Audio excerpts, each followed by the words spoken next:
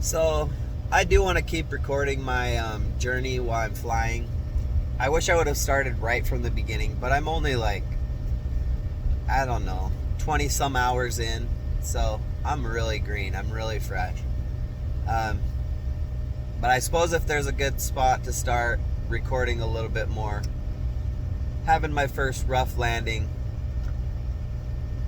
having the bead pop on my front nose wheel. Going through that experience is probably not a bad spot to be kind of getting started. I just got the GoPro mounted up in the front of the airplane. I had the one that I had mounted up in the side window. I have some video from that early on. It's not connected to the audio in the plane though, so you can't hear that. It's just a lot of airplane noise. But they're kind of cool too. But anyways, so what I think happened,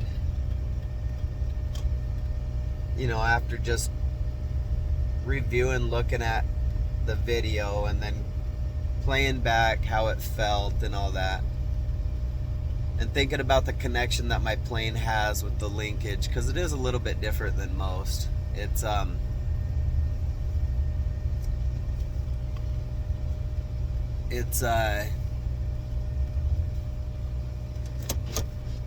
connected from the rudder to the yoke, from the front nose wheel to the rudder. It's all connected on that one. You can fly it with your feet. If you're using just your feet, your yoke, your ailerons move as well. It keeps itself somewhat coordinated. Obviously, you can cross control with it. It's got the bands and all that, but I think what happened was I ended up, one of my problems that I have right now is I end up getting a little off center line. And I would really, I'm working really hard to try to correct that. I do find on staying on center line all the way until I get into my flare. So we ended up having we had a little bit of a crosswind, but it was different yesterday. Like, it was changing from one end of the runway and back. We had a few little bumps up top, not too bad.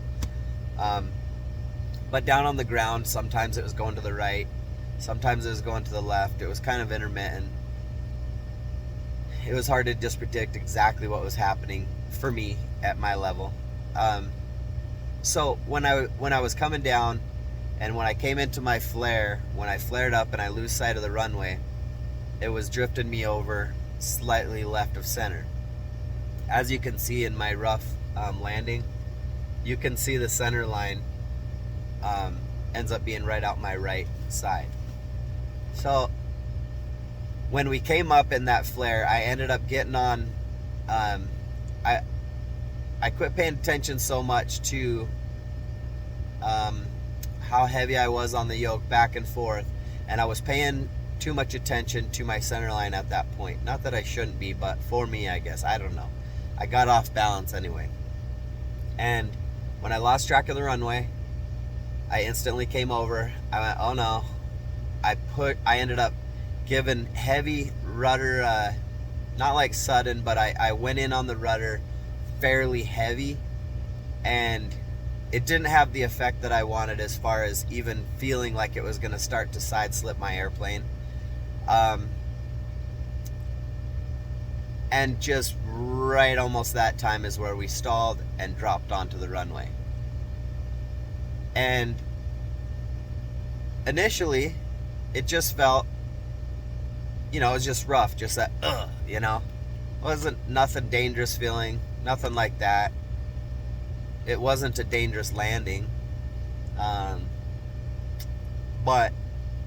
I think just what happened is as we look back, is when I kicked that rudder like that, I also turned my nose wheel. And when I landed rough like that, it touched on that front nose wheel just enough where it just rolled it off the bead. I'm not sure if that's a tube tire or not. We didn't pull the tire apart. I don't know that yet. I'm too new for that. I don't quite know. But initially, it didn't even feel like, the front didn't feel bumpy or anything like that. It just was pulling slightly to the right. My plane doesn't have toe brakes. It just has the Johnson bar. So my feet are all rudder. And so I started giving left rudder to bring the nose back, and it wasn't having the effect I wanted, and I gave it more. So my instant thought mentally was something happened to my rudder.